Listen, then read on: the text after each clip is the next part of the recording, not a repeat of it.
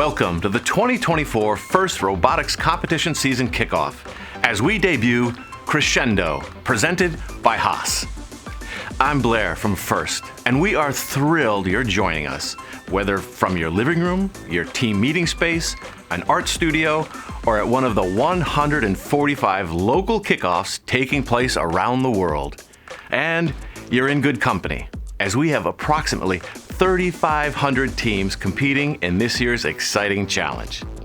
Now this season, we're turning the volume up to 11, getting all amped up as we celebrate STEAM, science, technology, engineering, arts, and math, and your creativity in the design space and the future. The spotlight will be shining all season on the role STEM plays in the arts and on you, the teams, as you prepare for a future of endless possibilities using your STEM skills. And it's all part of the arts-inspired season, First in Show, presented by Qualcomm.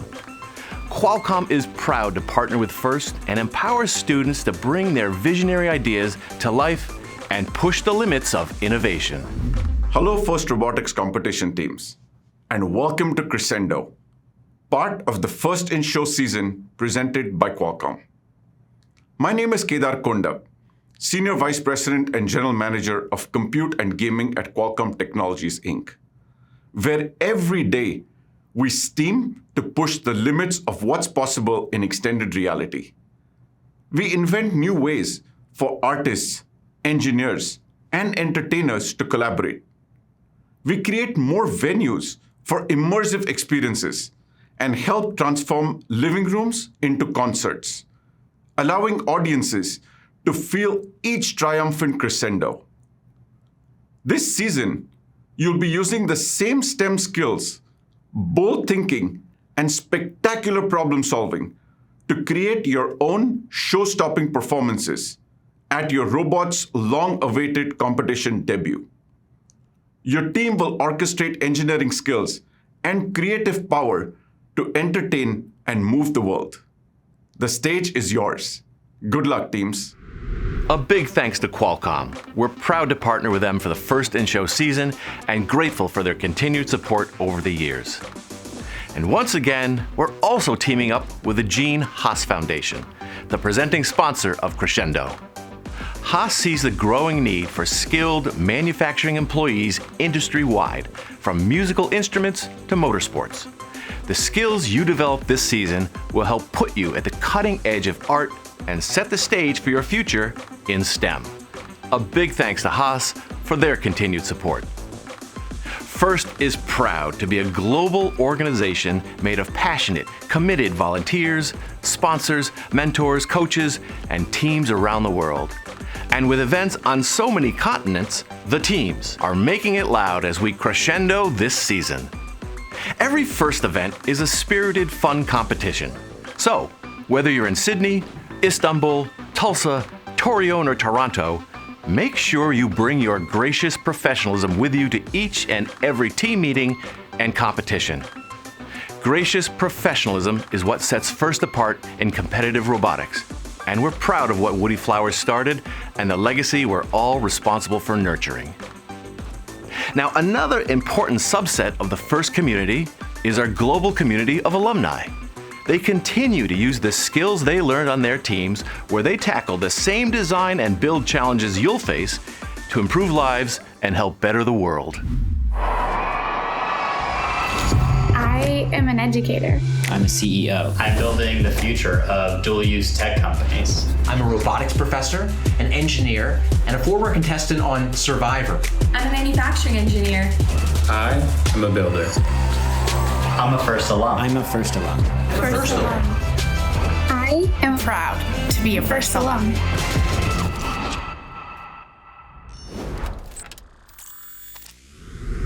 Now generations, hundreds of thousands of former First team members have become alumni. And it's an impressive group that many of you will join after this season. First alums are working in every industry, and many continue to use their STEM and communication skills in the art, design, and entertainment fields. We are so grateful to all the alumni who volunteer at events as team mentors and behind the scenes, donating their talents to FIRST, supporting our programs, and building for the future. From game design reviewers to writing code, we're thankful for everything they do, giving back and helping FIRST grow. So, a big thanks to all our alums, and be sure to thank them on your team or at your events. They help make FIRST happen. The highest award in FIRST robotics competition is the FIRST Impact Award, recognizing the team that best exemplifies a model for other teams and best embodies the mission of FIRST. Team 321, the Robo-Lancers from Philadelphia, Pennsylvania, are the 2023 season winners. And recently, FIRST CEO Chris Moore visited them to see what makes this team so inspiring. Hello, Team 321. I am so excited to be here with you. I'm Chris Moore, the CEO of FIRST, and it gives me great pride to know that our FIRST Impact Award winners are here this weekend, not competing, but actually volunteering in a 2-day mega FIRST LEGO League event. You all have had an amazing journey with FIRST. So the first thing I'd like to do is I'd like you to give a round of applause to your parents, your team mentors, coaches, teachers, donors, and sponsors who have impacted your journey with FIRST as well. Let's give them all a round of applause. You've started 94 teams over the past 3 years and over 70 teams in the past year. You've accomplished so much, not only as individuals, but as part of your team and as part of your community. And as I look at this group, there's a mix of freshmen, sophomores, juniors, and seniors, which is important because you are paving the way for future Impact Award winners and future participants in FIRST. And I'm really curious to know how you intend to build upon your legacy as FIRST Impact Award winners and pave the way for future leaders. It's a growing effort. I want everyone on the team to contribute, and I feel like that's the part that I love most about my team, is that everyone really is a mentor to each other. We share ideas, accumulate, and improve. Being a FIRST Impact Award winner has had a tremendous impact on your community. How has it impacted you all as teammates and as individuals? Yeah, so personally, I mean, when I came in freshman year, I couldn't even make a phone call, let alone talk to a room full of people, and absolutely not lead a team of 100 plus people. And so the change that I see from when just 3 years ago is immense. And as a team, I don't think I've ever seen a group of high schoolers rally around something so passionately that we all really care about. We put so much effort, so much time into it, and it really makes a difference in our lives and in the lives of so many people. Chris, I have a question for you. What makes a model FIRST Impact Award winning team? You know, that's an excellent question, but I am actually speaking to a FIRST Impact Award winning team, and you guys probably know that better than I do. From the seeding of the teams locally to the development of a business plan to financing that plan through fundraising and development, for building excitement among your community. I'm going to toss that question back to you. What do you guys feel like the recipe for success is for a FIRST Impact Award winning team?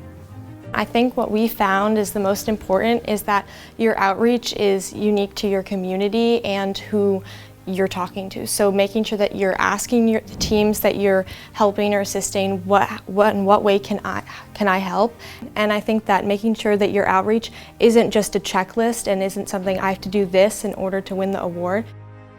And as you've considered your journey throughout FIRST, what vision for your career do you have in terms of future workforce, the leadership abilities that you've been able to glean by being a member of FIRST?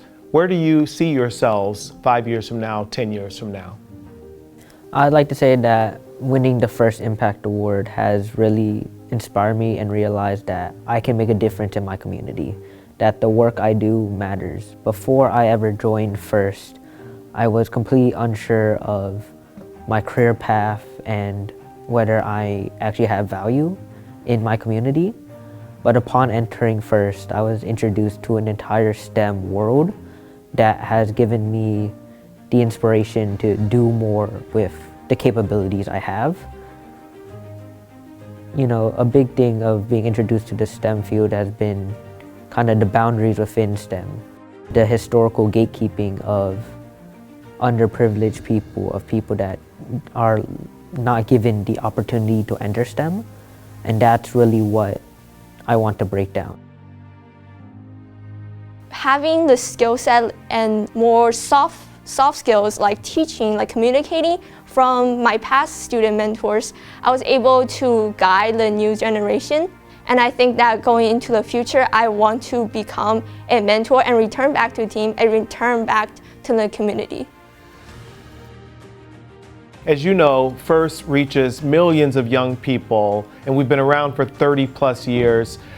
We are in 100 plus countries around the world, and what I believe is a testament to our success as an organization is the work that you're doing in your communities and the impact that you're having.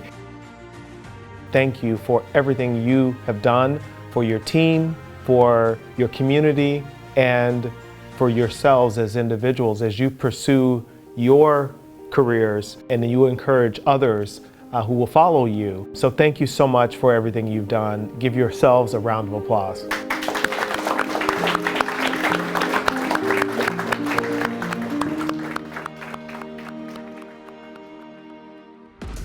Wow! Incredible outreach and organization. It's easy to see why the Robo-Lancers rose to the top this past season. Congratulations to them, and good luck on your team's quest to win the FIRST Impact Award. We present only one award to an individual student, the Dean's List Award, which recognizes the leadership and dedication of outstanding student leaders in FIRST. Now let's hear from the 2023 class of Dean's List Award winners and what this award means to them. Dean's List is like the highest individual award in FIRST, and to be nominated and to win means a lot. It basically showcased that my team was recognizing all of the efforts and all of the time that I've put into the program and just kind of giving that back to me. The Dean's List nomination also creates this sense of connection and unity within your team. Being nominated for the award itself helps recognize your contribution to inside and outside the team, whether it be through technical expertise, community outreach, or community engagement.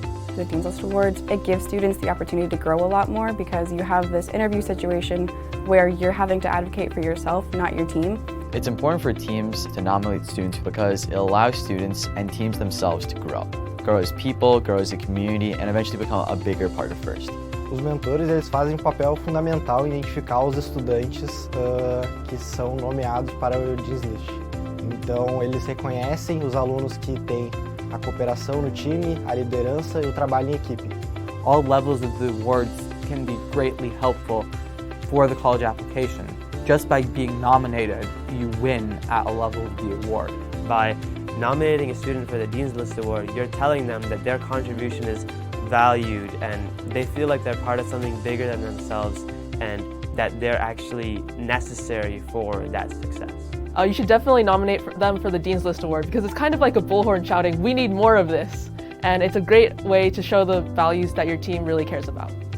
It made me realize that my efforts for reaching, like doing outreaches with FIRST and doing outreaches with my team was being recognized. And then it also affected my team because they saw that we were capable of winning. It shows that the role models on our team are being recognized for not only their academic achievements, but their accomplishments through FIRST. What are you waiting for? This is a great opportunity. Not only does it benefit the team, but it also benefits your community as well as your entire region. It felt so amazing to finally win and to have my teammates cheering with me. It felt like I had finally found where I truly belong, and it was right on my team.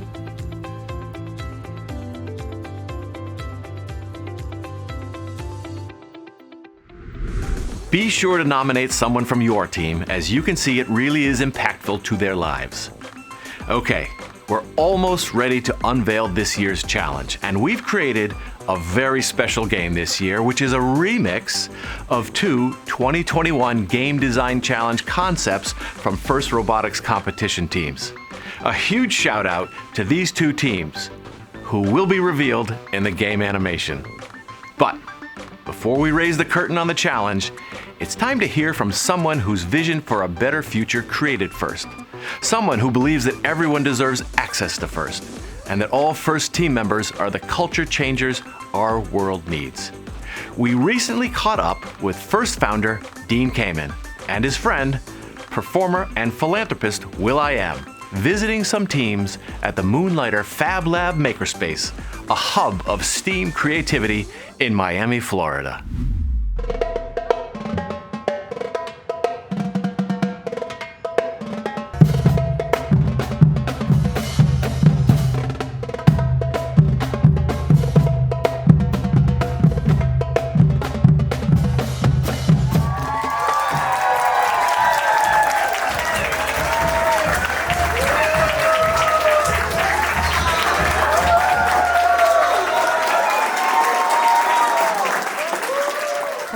My name is Inara from Team 108. How has creating FIRST affected your life?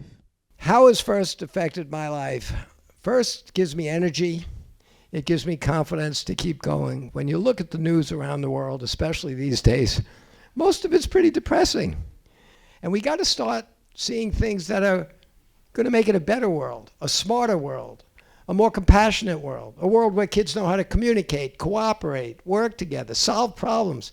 And that's what FIRST is doing, and it's doing it more and more around the world. Hi, my name is Kristen from Team 9404 Forge, and I have a question for you, Dean. Dean, what advice do you have for a rookie team? My strongest advice for a rookie team, come back next year, you'll be a veteran. You only get to be a rookie once, so enjoy it. And what you're going to find as a rookie is all sorts of people that have already had this experience are going to be there to help you. Cooperation isn't just a word around FIRST, it's part of our culture. And all the rookie teams, by the end of the season, will have created really good relationships with lots of other teams. Hi, I'm Cassandra from Team 59 Ramtech. How do you both attack your design process? Try to materialize whatever inspired me. If I have it from my perspective only, then I'm in a bubble. If my design is coming from solving a problem, then it doesn't matter whose idea it is, just as long as I'm a part of the solving the problem method. I think it's a great question because it gets to the core of what FIRST is all about. I'll rephrase what I think is your question. We gave you a problem, and you guys are all trying to figure out what's the best solution. What I think is so important about project-based learning, and what's so, I think, valuable and exciting about FIRST, is when you're in a classroom, they can teach you Pythagorean's theorem. You know, if you know the sides, you can figure out the hypotenuse. They teach you Newton's laws, F equals ma. You can learn things that the world knows, and you should learn that stuff. It's very powerful. But just having all those tools isn't going to help you unless you figure out what you want to do with them. But the whole point of FIRST is to give kids the opportunity to realize that there's a huge amount of art and inspiration in applying the world of science and technology and mathematics to solving problems. It's a very complex thing. It's based on experience and intuition and thinking inside the box and thinking outside the box. That's what we're hoping you guys are going to realize. Building your robots has some of the same aspects as other art forms. Putting together all the things you know how to do and creating something that's never been done before. I'm one of those people that get inspiration from anything and everything. And I encourage every single one of you guys to be fearless with your imagination at full volume. Then you could look at any shape or anything or see any problem and get inspired by it. If I was your age, I would be in FIRST. The real truth, where do I get my inspiration these days? From the kids. When I named this thing, I didn't realize that I would have, after 30 years now, over 200,000 volunteer mentors. Think about that. There's 200,000 busy adults out there, world-class technology people that are giving their heart and soul and time to all of you. Why do they do that? Because in fact, while I set this thing up to inspire kids, the kids are inspiring everybody else. The parents, the teachers, the mentors, the sponsors. I am inspired by all the kids at First. They give me hope. And if we can just keep them moving in the right direction and keep them learning how to communicate and cooperate with each other, maybe the world's going to be a better place. And that's what inspires me. Okay, hi, my name is Leandra. I am a alum, now a mentor for Team 8791. This is a question for both of you guys. I wanted to know, did you guys have mentors when you first started, and how did the mentors affect your life?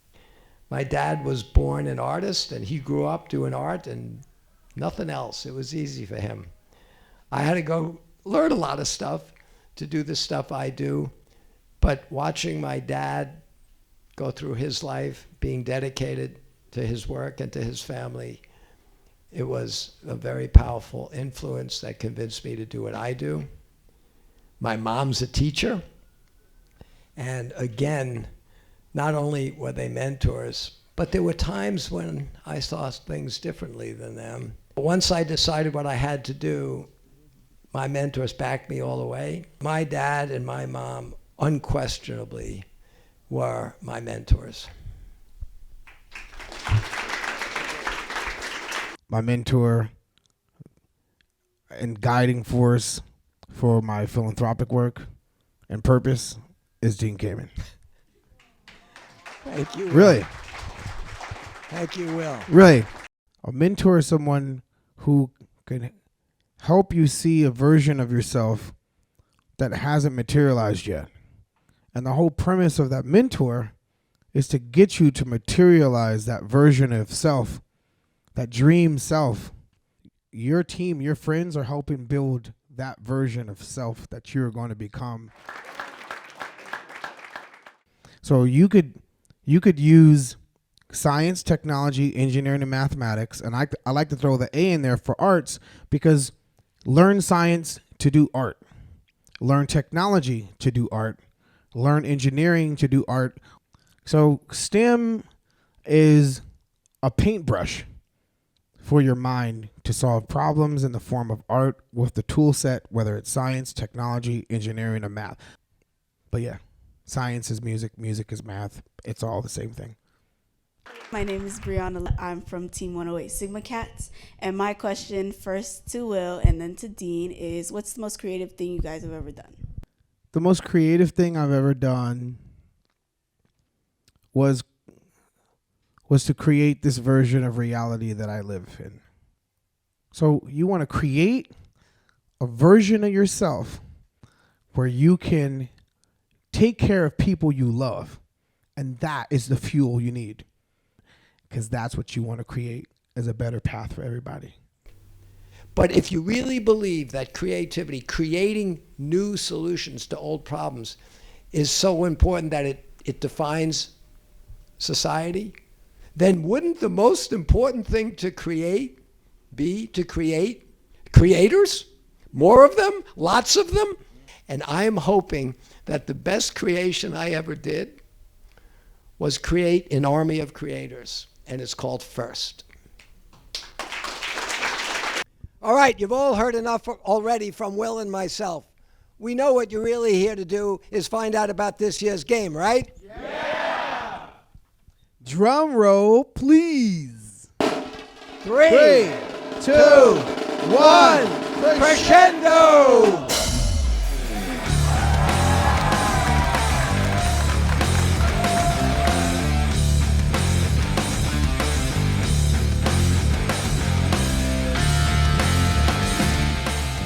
Welcome to the 2024 First Robotics Competition Game, Crescendo, presented by Haas.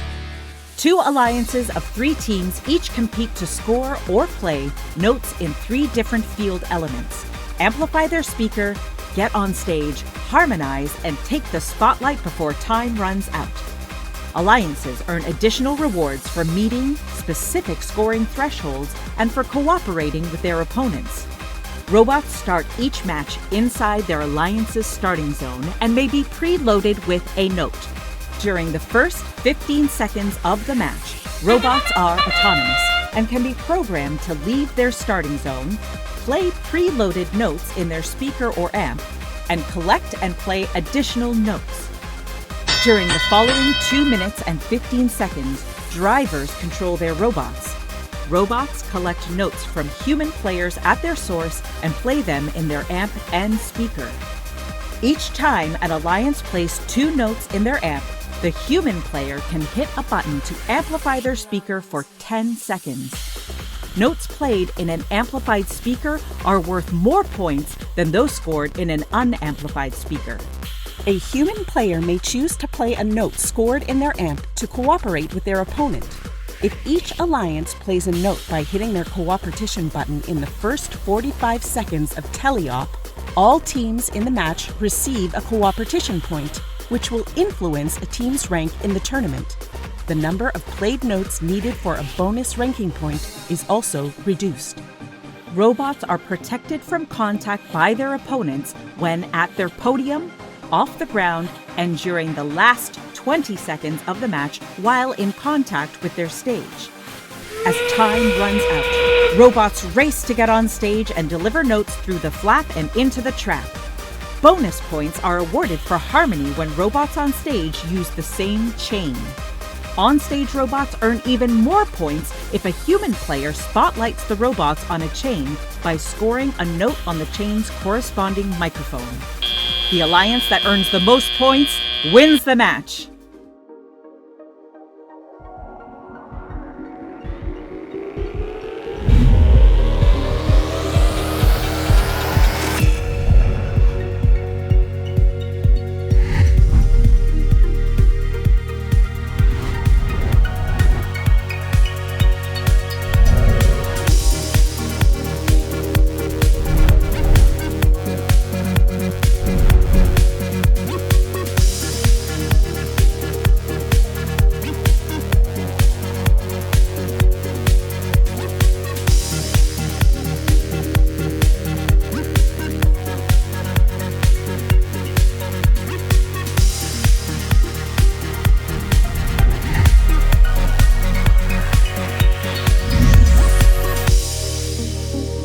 Hi everyone, and welcome to Crescendo presented by Haas. We are amped up for this year's game, and I can't wait to show you around the field a bit.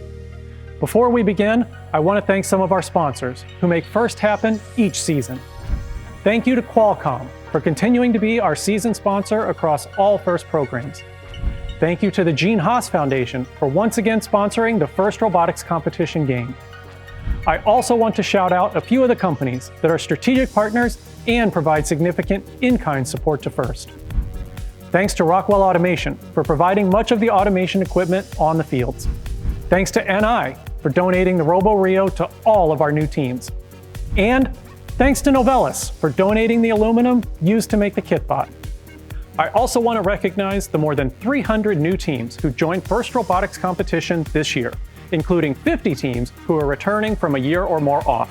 A huge thanks to NASA and the Argosy Foundation for funding grants aimed at helping these new teams become sustainable members of the First community.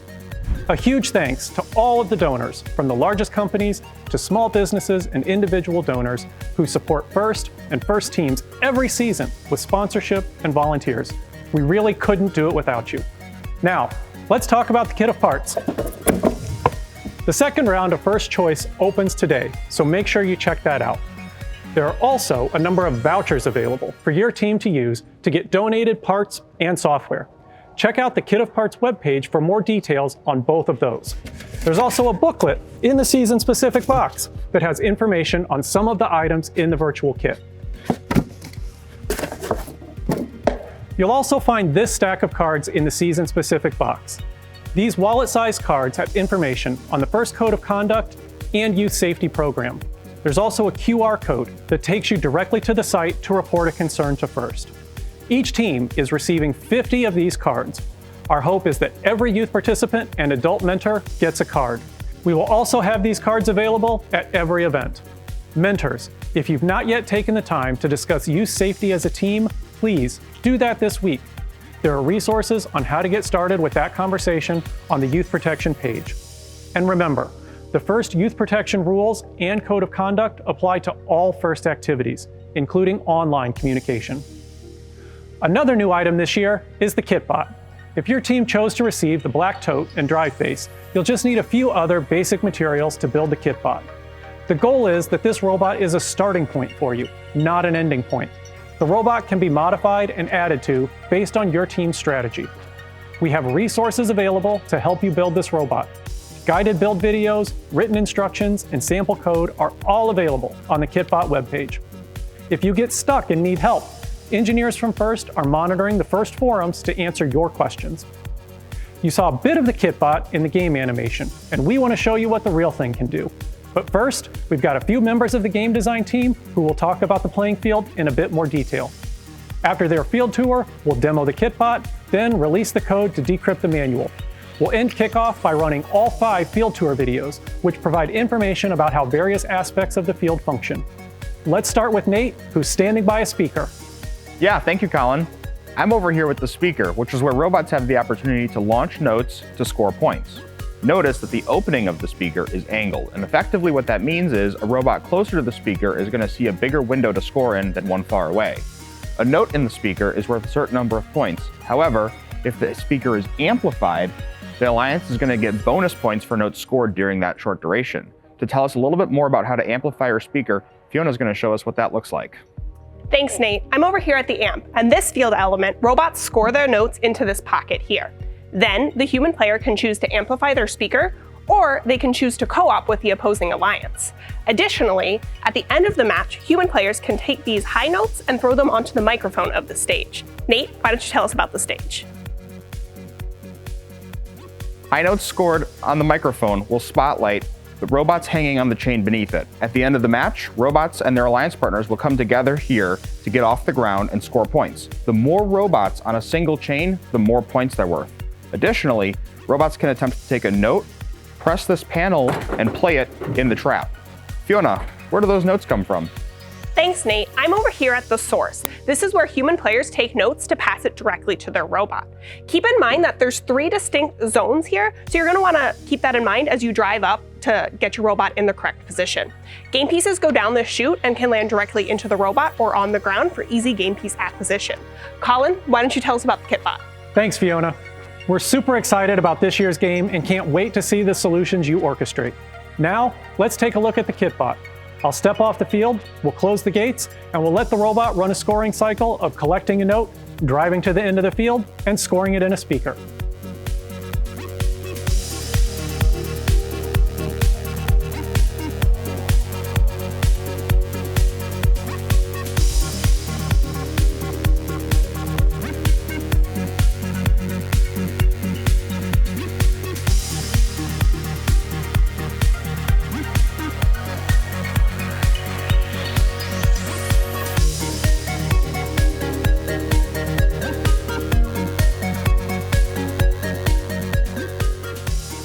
Pretty cool, huh?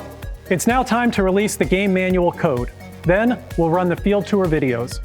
Thanks for joining us for the 2024 Kickoff, and good luck to the more than 3,500 teams participating this season. I'll see you at the FIRST Championship in Houston. Lights, camera, steam.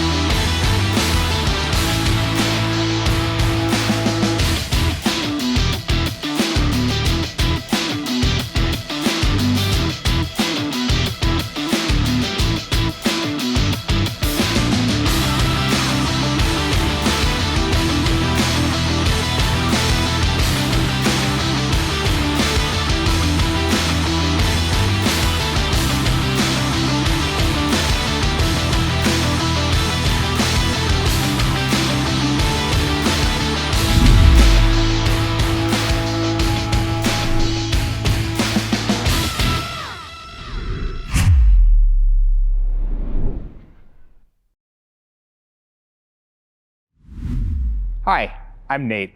And I'm Fiona. This video covers the stage. There are 2 stages on the field, one for the Red Alliance and one for the Blue Alliance. The stage is made up of truss structure, the core, and the chains. The core of the stage is a hexagonal polycarbonate structure making up the center of the stage. The bottom of the core is 2 feet 4 1/4 inches from the carpet, but fastener heads extend a little bit below that. If you plan to travel under here, make sure to factor that into your robot design.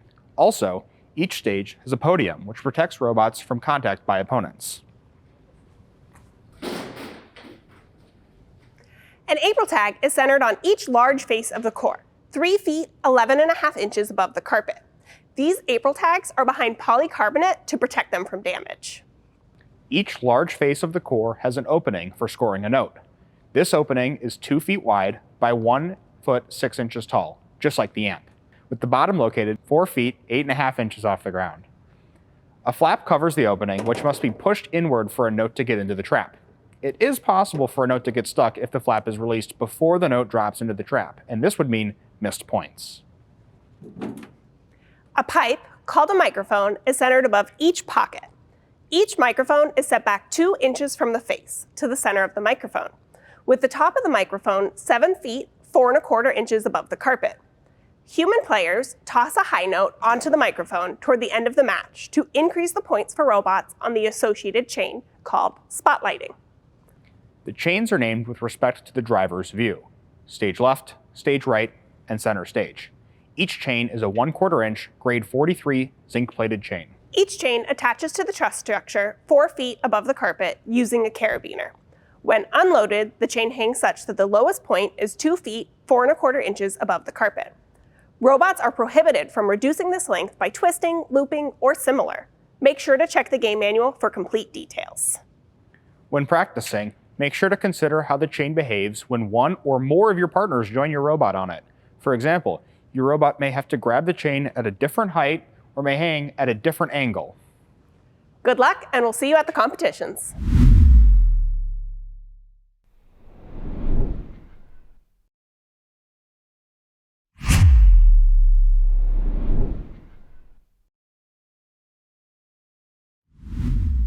Hi, I'm Fiona. And I'm Nate. We're here to show you the amp.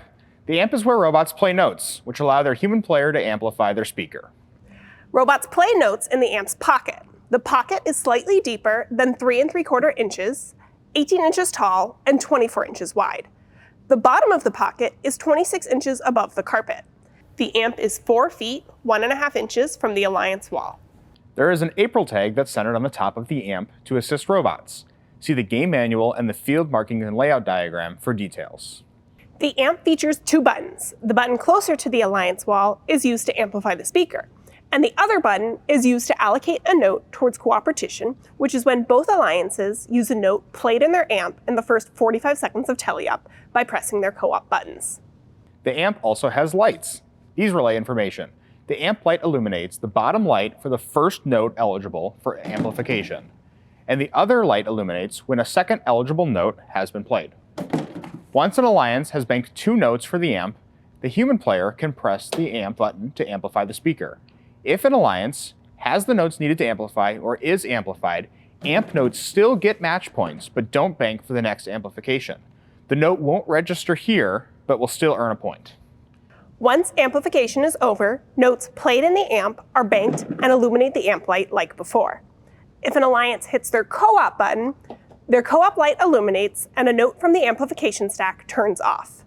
To keep the amp clear for scoring, the human player can move any notes piling up out of their way. 3 high notes begin the match staged on top of the amp. As the match ends, human players can try and score the high notes on their microphones. Woo! This spotlights any on-stage robots for the corresponding chain. Check out the stage video and the manual for more information on high notes. Lastly, while there is a fence to separate the humans and the robots, human players in the amp area need to be aware of robots nearby. Always be sure to position yourself with safety in mind. Good luck, and we'll see you at the competition.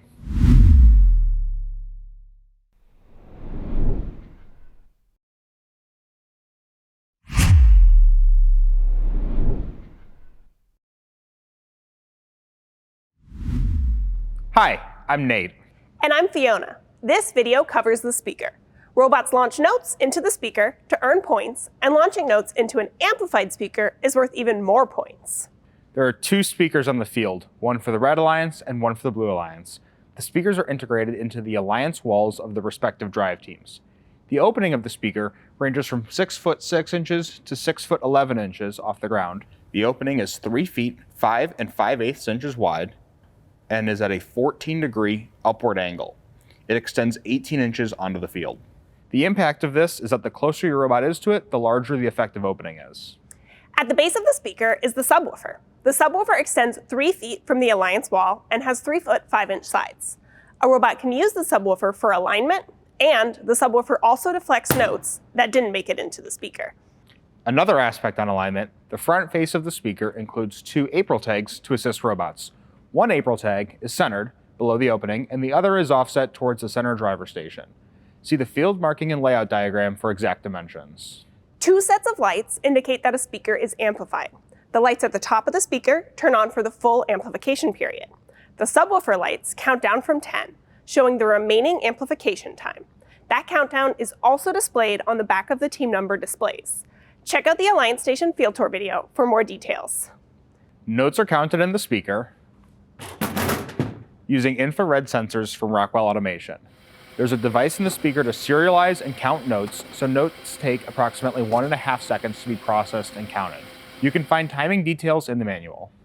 Good luck, and we'll see you at the competition.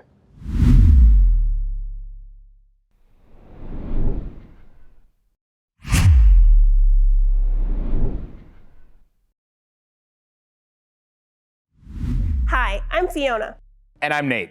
This video covers the Alliance area. It's behind the Alliance wall, and it's where drive teams play the game from its 3 driver stations. Each driver station has a shelf for the team's operator console. Note the strip of loop tape. Attaching hook tape to your operator console helps prevent it from sliding around or falling off the shelf. Every driver station is equipped with an Ethernet cable that connects your computer to the field management system. There's also an AC outlet with a 2-amp fuse in case your operator console needs power. Stack lights at the top of each driver station relay quick diagnostic information to teams and field crew. Check out the game manual for full details. The Alliance area surrounds the backside of the speaker. There's a separate video on that field element, but we bring it up here because the speaker does make some noise as it counts notes. Check out the video on the speaker for more information. This year, we're introducing an autonomous stop button, or A-stop. There's one for each driver station, and it lets you disable your robot in auto, but it's not for the whole match, like an E-stop. The A-stop means that your robot is re-enabled for teleop. When the A-stop is pushed, the amber light in the driver station blinks. On the opposite side is the normal E-stop button that lets you disable your robot for the match if necessary. Shout out to Rockwell Automation for donating the E-stops, A-stops, stack lights, and for powering the station control cabinets. This year also brings new team signs. The new signs allow for 5-digit team numbers displayed in the Alliance color throughout the match. There's more to them than just that. They also display the following information on the back: amp timing, progress towards the Melody rank point, and match scores. It can be difficult to see the timer on the far side of the field, but the official time is also displayed on the timer in the back of driver station 2. As always, full details are in the game manual. Remember, you can only enter the field if deemed safe for humans. This is indicated by team signs and subwoofer lights in green. Good luck, and we'll see you at the competition.